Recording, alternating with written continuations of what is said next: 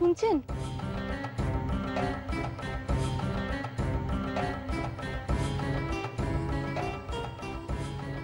এভাবে পথের মাঝে আমায় কথা বলতে হলো। আসলে এছাড়া আমার আর কোনো উপায় নেই।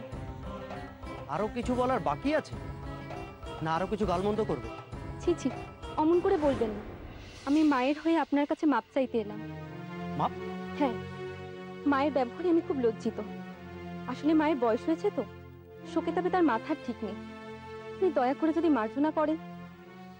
বেশ, করলুম। নাকি আরেকটা কথা বলার ছিল। চল মুখপুরি। দেখেছো ঠাকুমা? চুপ কর মুখপুরি, সব দেখতে পাচ্ছি। আপনারা যে বিয়ের প্রস্তাব নিয়ে এসেছিলেন তাতে আমার আপত্তি নেই।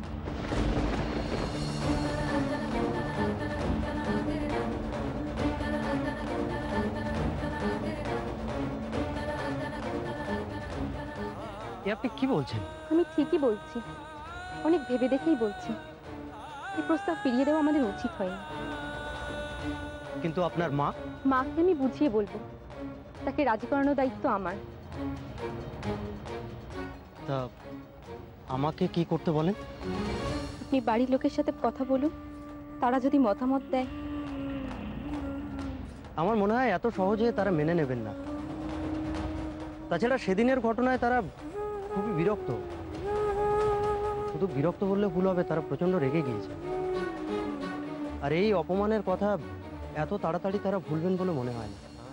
আর গতকালকে সালিশি সভা, তার উপর আপনাদের গ্রাম ছেড়ে চলে যাওয়ার ঘটনাও তারা শুনেছে। কোনোভাবে কি?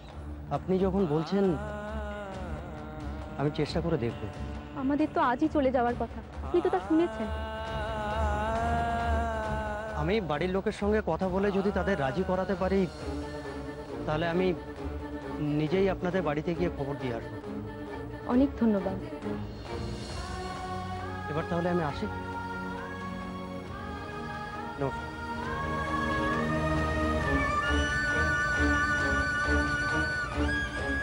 ও মামা মামা মামা, একই দৃশ্য দেখলাম গো। কালে কালে আর কত দেখাবে ঠাকুর? হ্যাঁ, যা মনে মনে ভয় করেছিলাম তাই হলো। এখন কি করবে ঠাকুমা? করবো যা করার, সময় মতো ঠিক করবো। তুই যা, এখন ঘরে যা, এগুলো নিয়ে যা। আমি এখন চণ্ডী মণ্ডপে চলবো।